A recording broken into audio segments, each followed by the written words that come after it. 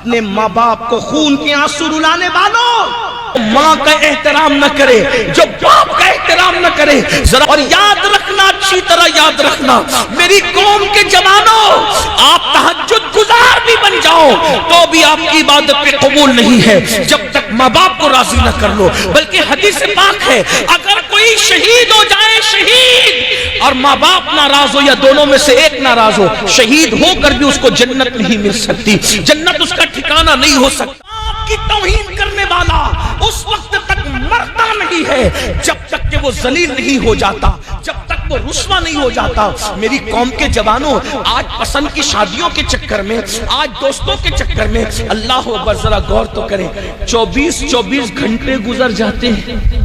ہم اگر پردیس میں ہو دوستوں کو فون کریں گے، واٹس ایپ کریں گے، کیا کبھی ماں باپ کو بھی فون کرتے ہو؟ کبھی ماں باپ کی بھی خیر کریں؟ میرے بھائیوں، آج ہمارے ماں باپ ہمارے منتظر ہیں، انتظار میں ہیں کہ میرا بچہ مجھے فون کر کے میری خیریت پوچھے۔ گھر میں آتے ہو اور سیدھا گھر میں داخل ہو جاتے ہو، ماں دعا کر رہی میرا بیٹا خیر سے آئے، ماں دعا کر رہی میرا بیٹا خیر سے آئے، اور بیٹے کا حال یہ گھر میں داخل ہوا تو اس نے ماں کی خیریت بھی نہیں پوچھی۔ یہ حالات ہیں، یاد رکھنا کسی کے خوبصورت سے خوبصورت چہرے کو دیکھنے سے آپ کو وہ ثواب نہیں ملتا جو ماں باپ کے جھری پڑے ہوئے چہروں کو دیکھنے سے ملتا ہے۔ اللہ کے رسول صلی اللہ علیہ وآلہ وسلم فرماتے ہیں جو فرما بردار بیٹا، فرما بردار بیٹا، حدیث پاک کا مفہوم ہے، فرما بردار بیٹا اپنے ماں باپ کے چہرے کو محبت سے دیکھے، اللہ اسے مقبول حج کا ثواب عطا فرماتا ہے۔ آپ مجھے بتائیے نا میرے بھائیوں، جس دن یہ چہرے زمین میں دفن ہو جائیں گے، جس دن یہ چہرے زمین کے اندر گڑ جائیں گے، اس دن ان چہروں کو یاد کرو گے۔ اپنے ماں باپ کا احسان بھول گئے میرے بھائیوں؟ وہ ماں جس نے 9 مہینے تک اپنے پیٹ میں ہمیں رکھا، ارے جاؤ مرد ہو مرد، اپنی طاقت پر گھمنڈ اور غرور ہے، کسی اس بندے سے جا کر سوال کرو جس کے کڈنی کے اندر، جس کی کڈنی میں پتھری ہو گئی ہے، چند mm کی پتھری اگر مرد کے گردے میں ہو جائے تو مرد اس کے درد سے زمین پر ہم نے تڑپتے دیکھا ہے۔ غور تو کریں، جو چند mm کی پتھری اپنے محفوظ گردے کے اندر سنبھال نہیں سکتا، اس ماں کو سلام کرو جس نے 3 کلو کا وزن 9 مہینے تک اپنی ماں نے، اس ماں نے اپنے پیٹ میں رکھا۔ اللہ اکبر! اور تمہیں پتا ہے جوانی کی دہلیز پر پہنچنے کے بعد ماں کو چھوڑنے والوں، باپ کو چھوڑنے والوں، تمہیں پتا ہے اللہ اکبر، جب ماں ایک بچے کو جنم دیتی ہے تو وہ ہر لمحہ کبھی موت سے قریب ہوتی ہے، کبھی زندگی سے قریب ہوتی ہے۔ جنم دینے والی ماں موت اور زندگی کے مجدار میں جو ہے ایک دوسرے کے کناروں سے ٹکراتے رہتی ہے۔ جس ماں نے پیدائش کے وقت اتنے جھٹکے برداشت کیے، اللہ اکبر!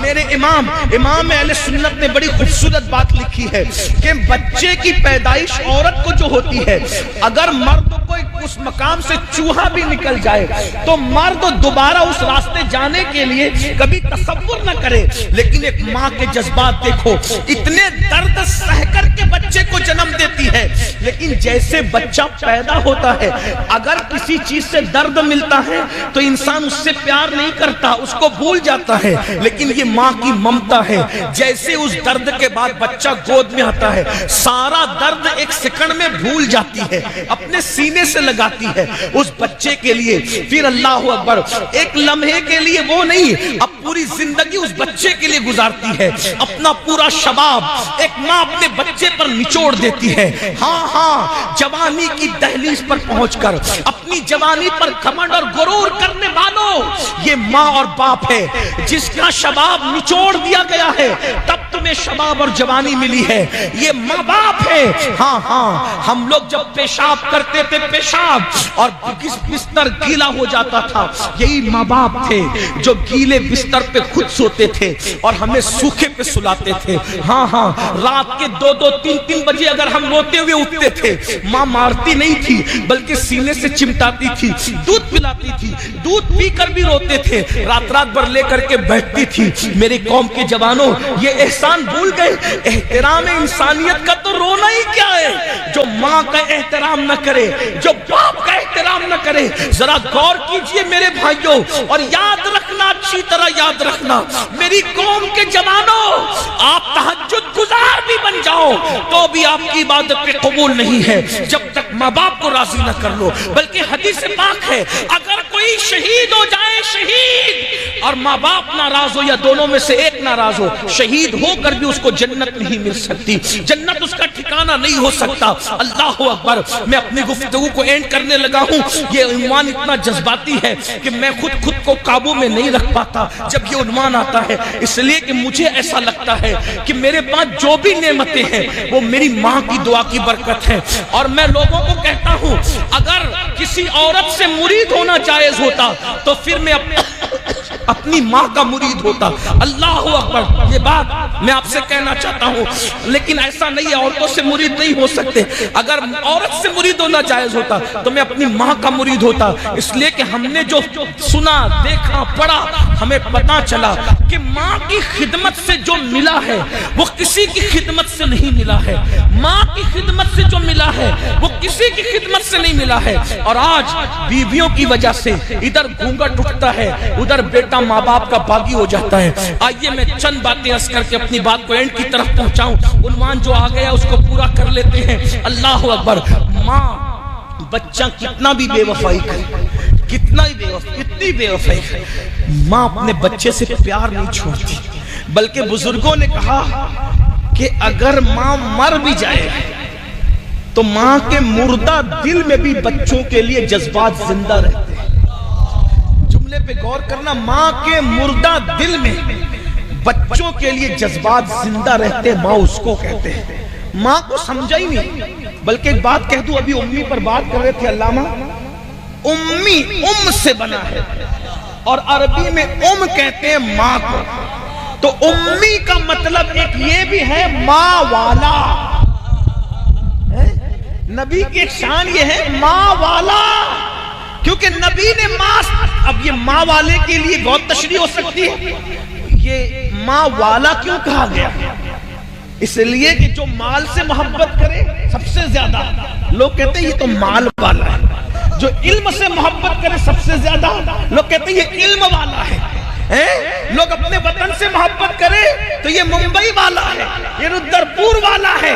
حضور کو امی اس معنی میں کہا گیا. اگر کہا جائے کہ ماں والا تو اس سے پتا چل رہا ہے کہ نبی اپنی ماں سے کتنی محبت فرماتے ہیں, کتنی محبت کرتے ہیں. یہ تو میں اگر وقت رہا تو پڑھوں گا کہ ماں سے کتنی جب ابوا سے گزرے تب اپنی امی کے مزار پر حاضر, جب ابوا سے گزرے تب حتیٰ کہ حجۃ الوداع میں کعبہ آباد میں جا رہے ہیں, ماں کے مزار پر پہلے جا رہے ہیں. یہ اپنے نبی کی شان ہے.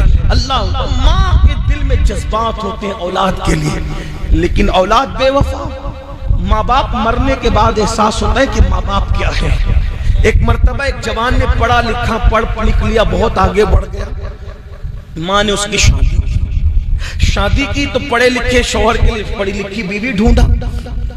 دیکھو پڑھو لکھو, بہت ترقی کرو. اور میں آپ کو کہتا ہوں اپنے بچوں کو بھی پڑھاؤ لکھاؤ, لیکن ڈاکٹر, انجینئر, ٹیچر, سائنسداں سب بنانے سے پہلے اپنے بچوں کو مسلمان بناؤ, ان کو دین کا علم سکھاؤ. اگر آپ نے دنیا پڑھا دیا, دین نہیں سکھایا تو وہ تمہارے ساتھ غداری کرے. کیونکہ ڈاکٹری کی تعلیم کے اندر یہ وہ سب سکھایا جاتا ہے, ماں کا ادب نہیں سکھایا جاتا. یہ ماں کا ادب صرف حدیث رسول میں ہے, قرآن مقدس میں ہے. سائنس کے اندر سارے ضابطے پڑھائے جاتے ہیں. میں سائنس کا مخالف بھی, پڑھاؤ, لیکن ماں باپ کی تعظیم, بڑوں کا احترام صرف قرآن و حدیث میں آپ کو ملے گا. اور جن لوگوں نے لیا ہے وہ کہیں نہ کہیں سے اسلام سے چھڑایا ہے. یہ بات یاد رکھنا. ہمارے نبی ماں والے تھے. تو بہرحال پڑھا لکھا لڑکا تھا, پڑھی لکھی لڑکی مل گئی. اس پڑھی لکھی لڑکی نے شادی کے چند دنوں کے بعد اپنے شوہر سے کہا کہ تمہاری ماں سے میرے ساتھ نبھا نہیں ہو سکتا, میں تمہاری ماں کے ساتھ نبھا نہیں کر سکتا. یا تو یہ بڑھیا گھر میں رہے گی یا تو میں نے گھر میں رہنا. یہ منزل ایک شوہر کے لیے بہت مشکل ہوتی ہے. لیکن ایک بات میں آپ سے کہنا چاہتا ہوں, ماں باپ کے لیے جس کو چھوڑنا پڑے چھوڑ دیا جائے, لیکن ماں باپ کو نہیں چھوڑے، کیونکہ ہر نعمت مل سکتی ہے، ماں باپ نہیں مل سکتے، ماں باپ نہیں مل سکتے۔ اللہ ایک ہے، اس کے سوا کوئی شریک نہیں، خدا ایک ہے اور اس کی عطا سے ماں باپ بھی ایک ہے۔ ہزاروں عورتوں کو ماں کہہ لو، کوئی ماں نہیں بن سکتا، ماں ایک ہی ہوگی۔ ہزاروں مردوں کو باپ کہہ لو، باپ ایک ہی ہوگا۔ خدا ایک ہے، اس کی عطا سے ماں بھی ایک ہے، باپ بھی ایک ہے۔ جب اس لڑکی نے کہا تمہاری ماں کے ساتھ نباہ نہیں ہو سکتا، پتہ ہے اس نے کہا ٹھیک ہے، اگر میری ماں کے ساتھ نباہ نہیں ہو سکتا تو میں اپنی ماں کو اولڈ ہاؤس میں چھوڑ کر کے آتا ہوں، جہاں پر بوڑھے پلٹے اولڈ ہاؤس بن رہے ہیں اور ماں باپ کو لوگ وہاں چھوڑ دیتے ہیں، فیشن چلا ہے، ہم ماں کو وہاں چھوڑ دیں۔ پہلی مرتبہ ماں کے پاس بیٹا آ کر کہتا ہے ماں میں تمہیں کہیں گھمانے لے جانا چاہتا ہوں۔ ماں بڑی خوش ہوئی، پڑھ کے آیا تھا، کار خریدی تھی، اس کے بعد سے تو کبھی بیٹے کی کار میں بیٹھنا ہی نصیب نہیں ہوا۔ آج بیٹے کا موڈ کتنا اچھا ہے کہ مجھے گھمانے لے جا رہا ہے۔ کانپتے ہوئے بدن سے نکلی، کبھی باہر نکل نہیں سکی تھی، کار میں بیٹھی، کار چلی اور ایک اولڈ ہاؤس کے پاس کار رک گئی۔ ایسے میں وہ اترنے کے بعد اولڈ ہاؤس کے زینے پر اپنی ماں کو بٹھایا اور ماں کو بٹھانے کے بعد کہا ماں معافی چاہتا ہوں، میری بیوی تمہارے ساتھ نباہ نہیں کر سکتی، اس لیے اس نے تمہیں گھر سے نکالنے کے کہا تھا، یہ اولڈ ہاؤس ہے ماں، یہی اب تمہیں رہنے، اچھا میں چلتا ہوں۔ اور یہ کہہ کر کے کار میں بیٹھا اور جلدی سے بھاگ گیا، اس لیے کہ وہ بڑا آدمی تھا، مالدار تھا، پڑھا لکھا تھا، پورے شہر میں اس کی شہرت تھی، وہ چاہتا تھا کہ کسی کو پتہ نہ چلے، ماں کو چھوڑ کے بھاگ گیا۔ ماں بیٹھے ہوئے رو رہی تھی، آنسو پوچھ رہی تھی۔ ذرا سوچو، جس نے اپنے سینے کا دودھ، جسے دنیا دودھ کہتی ہے، وہ کئی خون کے قطروں کا مجموعہ ہوتا ہے، ہم نے اپنی ماں کا دودھ نہیں پیا ہے، بلکہ سینے کا خون ہماری ماں نے دودھ کی شکل میں ہمارے منہ میں نچوڑا ہے۔ ایک ماں نے پورا شباب قربان، اپنے شباب کو آگ لگا دی ہے ایک بیٹے کو جوان کرنے۔ یہ جوانی یوں ہی نہیں ملی ہے، یہ جوانی کئی شباب آگ لگے ہیں تب کہیں جا کر ہمیں جوانی نصیب ہوئی ہے۔ ہاتھ پکڑ کے چلانا بھول گئے، اپنے ہاتھوں سے کھلانا بھول گئے۔ ارے جو رشتے تم بنا رہے ہو دوستوں کے، اس کو نبھاتے ہو، جو رشتے اللہ نے بنائے ہیں اس کو کب نبھاؤ گے؟ 10,000 کی نوکری جس نے دی ہے اس کے آگے ہاتھ باندھ کے کھڑے رہتے ہو؟ ارے جس نے جنم دیا ہے اس کے آگے ہاتھ باندھ کے کھڑے رہنا کب سیکھو گے؟ ہم نہیں دیکھ رہے گھروں میں ماں باپ کا ادب، ماں باپ کی حیثیت کتوں سے بھی بدتر ہو گئی ہے۔ اور فلمیں، سیریل اور ناولیں پڑھنے والوں، فیشن کے نام پہ کتے پالنے والوں، کتوں کو چمٹا چمٹا کر کے چوم رہے ہو، کبھی اپنے ماں باپ کو بھی چومائے؟ کتوں کو چوم رہے ہو، کتے پال رہے ہو، ماں باپ گھر سے باہر، کتے اندر۔ وہ کتے جن کو بلا عذر شرعی پالو گے تو تمہارے گھر میں کبھی رحمت کے فرشتے نہیں آئیں گے۔ کہاں وہ ماں باپ کی دعا جو تمہیں ولی بنا سکتی ہے، قطب بنا سکتی ہے، ابدال بنا سکتی ہے؟ ان کو نکالا گھر سے، بہن کے گھر پہنچایا، بھائی کے کہاں پہنچایا، اور کتوں کو گھر میں لا رہے ہو۔ صبح اٹھتے ہو تو جھوٹے منہ پہلے کتے کو لے کے نکلتے، کتے کے لیے کھانے کے لیے مول تک جا رہے ہو۔ کبھی ماں باپ کے لیے بھی اہتمام، یہ قیامت کی نشانی ہے، یہ قیامت کی نشانی۔ کتے گھروں میں صوفوں پر بیٹھے ہیں اور ماں باپ مسجدوں کے زینے پہ، مندروں کے زینے پہ، سگنلوں پر بھیک مانگ رہے ہیں۔ یہ آج ہمارا حال ہے۔ تباہ نہیں ہوں گے، برباد نہیں ہوں گے، رسوا نہیں ہوں گے۔ اللہ اکبر۔ ماں دوپٹے سے آنسو پوچھ کے رو رہی تھی، لیکن ایک بات یاد رکھنا، آگے بڑھنے سے پہلے میرے نبی نے فرمایا کما تدین تدان، تم جیسا کرو گے تمہارے ساتھ ویسے ہی کیا جائے گا۔ اپنے ماں باپ کو خون کے آنسو رلانے والوں، کسی لڑکی سے پیار ہوتا ہے اور ماں باپ کو دھوکہ دے دیتے ہو۔ ماں باپ کہتے ہیں بیٹا وہاں ہم نے رشتہ نہیں کرنا، تو کیا کہتے ہو؟ ارے تم لوگ کا دور چلا گیا، تمہیں کیا سمجھتا ہے؟ یہی کہتے ہو۔ یاد رکھنا، ماں باپ کو ناراض کر کے حج کو جاؤ گے تو خدا نہیں ملے گا، ماں باپ کو ناراض کر کے رشتے کرو گے تو کون سی خوشی مل جائے گی؟ اس لیے اللہ کے بندو یاد رکھو، ماں دوپٹے سے آنسو پوچھ پوچھ کے رو رہی تھی۔ ایسے میں اولڈ ہاؤس کے کچھ ذمہ داران آئے کہ چلو نیا مہمان آیا ہے۔ ان لوگوں نے چاروں طرف سے بڑی بی کو گھیر لیا۔ بڑی اماں چپ رہو، چلو اب یہیں گزارا کرو، جو ہوا چھوڑ دو۔ اچھا، وہ بڑی بی نے کہا آپ کا نام لکھایا، کہا بچے ہیں، کہا ایک لوتا بیٹا ہے، اس کا نام نہیں بتایا۔ پھر لوگوں نے کہا بڑی اماں اس کا نام بتا دے بیٹے کا، تاکہ کچھ حادثہ ہوتا ہم اس کو اطلاع کر سکے، اس کا فون نمبر بتا دیں۔ نہیں بتایا۔ جب بیٹے کا نام آتا ہچکیاں لے لے کر روتی، سسکیاں لے لے کے روتی، بہت روئی۔ اب کہا بڑی اماں نام تو بتائیں، نام نہیں لیا۔ تو کسی نے کہا چھوڑو، بڑی بی کو بیٹا چھوڑ کے بھاگا ہے تو بہت ناراض ہے، اس لیے اپنے بیٹے کا نام نہیں لیتی۔ بس کسی کا اتنا کہنا تھا، آنکھیں تن گئی، جذبات بدل گئے اور کہنے خبردار میرے بیٹے کے خلاف ایک جملہ کہا تو یہ ماں ہے۔ اولڈ ہاؤس میں رکھنا ہو تو رکھنا، ورنہ نکال دو، میں کہیں بھی زندگی گزار لوں گی، لیکن میرے بیٹے کے خلاف کچھ مت بکنا۔ وہ مجھ سے غداری کر کے گیا ہے، لیکن بیٹے کا نام اس لیے نہیں لے رہی ہوں کہ وہ ناراض ہوں، اس سے ناراض نہیں ہوں۔ بیٹے کا نام اس لیے لے رہی ہوں کہ اس شہر کا مشہور آدمی ہے، اگر نام لے لوں گی تو میرے بیٹے کی عزت چلی جائے گی۔ اپنے بیٹے کی عزت کو بچانے کے لیے اس کا نام نہیں لے رہی۔ یہ ماں کی ممتا ہوتی، ماں کی ممتا۔ دنیا کے اندر کروڑوں انسان بہت پہلے آئے اور اب بھی قیامت تک کروڑوں انسان آتے رہیں گے، لیکن دنیا میں جتنے انسان ہیں بحیثیت انسان، کوئی بھی انسان ایسا نہیں ہے کہ جس کی زندگی کا آپ کچھ بھی بیان کر سکتے ہو۔ دنیا کا کوئی انسان ایسا نہیں ہے کہ اس کی زندگی کا آپ کچھ بھی بیان کر دو، کبھی بھی بیان کر دو، کیسے بھی بیان کر دو۔ لیکن ایک ہستی ایسی ہے جس کی رات بیان کرنا چاہیں تو آپ ان کی راتیں بھی بیان کر سکتے ہیں، جن کے دن بیان کرنا چاہیں تو آپ ان کے دن بھی بیان کر سکتے ہیں۔ حد تو یہ ہے کہ اگر جس کی ولادت بیان کرنا چاہیں تو آپ اس کی ولادت بھی بے دھڑک بیان کر سکتے ہیں۔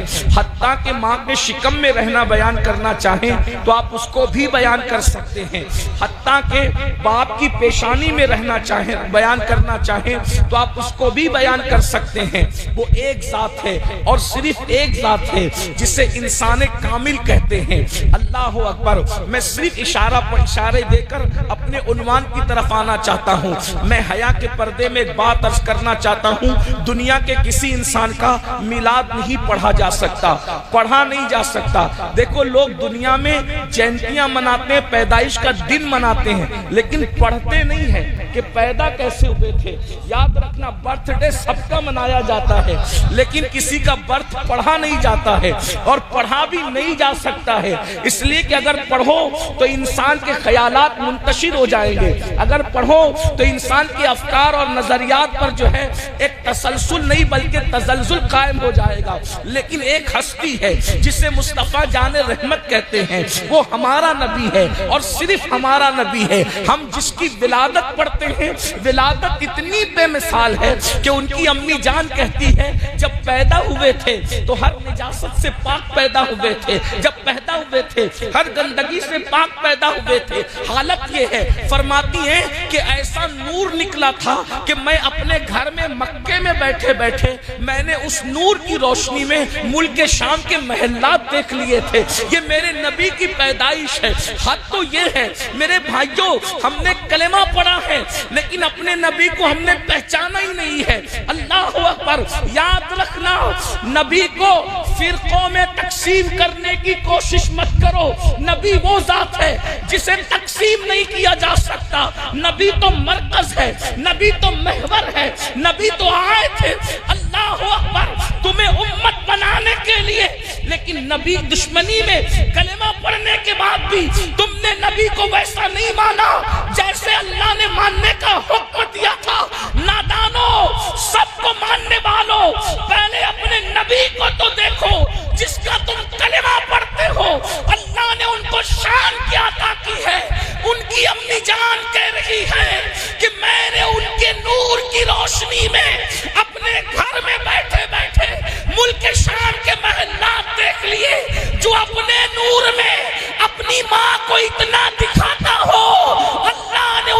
دیکھنے کے لیے کتنی آنکھیں اللہ کی۔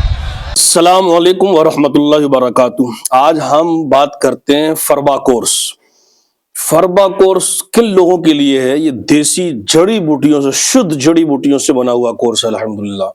اس میں 4 قسم کی دوائیں ہوتی ہیں، 4 قسم کی۔ تو کس کام آتی ہے، کن مریضوں کے لیے، وہ توجہ فرمائے۔ کیا آپ پتلے ہیں؟ کیا آپ کو بھوک نہیں لگتی؟ کیا آپ کمزوری محسوس کرتے ہیں؟ کیا آپ کا دماغ کمزور ہو گیا ہے، جو یاد کرتے ہیں وہ بھول جاتے ہیں؟ کیا آپ کے گال یہ پچک چکے ہیں، ہوتا نا پچک جاتے ہیں، کیا گال پچک چکے ہیں؟ کیا آپ کے چہرے کی رنگت ختم ہو چکی ہے؟ اگر ہڈیوں پہ گوشت بھی نہ ہو، صرف ہڈیوں، اگر آپ اس فروا کورس کو 3 مہینے مسلسل استعمال کر لیں گے تو انشاءاللہ تعالی میرا یقین ہے کہ تمام شکایتیں دور ہو جائیں گی، پتلا شریر موٹا تازہ ہو جائے گا۔ اور یہی نہیں، اس کے علاوہ بہت زیادہ فائدے ہیں اس کورس کے۔ جوڑوں میں درد ہو اس کو بھی ختم کر دے گا، بدن میں کسی طرح کی تھکاوٹ سستی رہتی ہو اس کو بھی یہ دفع کر دے گا، اگر نائٹ فیل کی شکایت ہے تو اس کو بھی یہ دفع کر دے گا الحمدللہ۔ اس میں 4 قسم کی دوائیں آتی ہیں جو مسلسل آپ نے 3 مہینے یوز کرنا، اس کا رزلٹ الحمدللہ پہلے مہینے سے ظاہر ہو جائے گا۔ کیسے ہی لاگر کمزور ہو، صحت نہ بنتی ہو، کھایا پیا ہضم نہ ہوتا ہو، کھانے کو من نہ کرتا ہو، لیور کام نہ کرتا ہو، گیس ہو، قبض ہو، کوئی بھی شکایت ہو، اس کے استعمال سے الحمدللہ جڑ سے خاتمہ ہو جائے گا، اور ایٹومیٹک یہ تازہ خون شریر پیدا کرے گا الحمدللہ، اور عجیب شریر میں کیفیت اور جنون، ایک طاقت پیدا ہو جائے گی اس کے استعمال سے۔ لیکن اگر مکمل فائدہ ہے تو اس کو 3 مہینے ریگولر آپ نے استعمال کرنا ہے۔ تو 4 دوائیں ہیں، اس میں ایک حلوہ گھی کوار آئے گا، یہ ہے وہ حلوہ گھی کوار۔ دوسرا اس میں صفوف فربا جدید آئے گا، وہ یہ ہے الحمدللہ۔ تیسرا اس میں صحت کیپسول آتے ہیں، جو کیپسول ہوتے ہیں وہ یہ ہے الحمدللہ۔ اس میں ایک چورن آتا ہے نا، ہاں، قبض ہرن چورن، وہ یہ ہے۔ تو یہ 4 دوائیں استعمال آپ نے کرنی ہے، پھر انشاءاللہ فقیر کو دعائیں دیں۔ اس کے علاوہ اگر گردے میں پتھری ہو اس کی بھی گارنٹی سے دوا الحمدللہ۔ جس کو بھی ضرورت ہو تو آپ دیے ہوئے نمبروں پہ سمپرک کر سکتے ہیں۔ السلام علیکم۔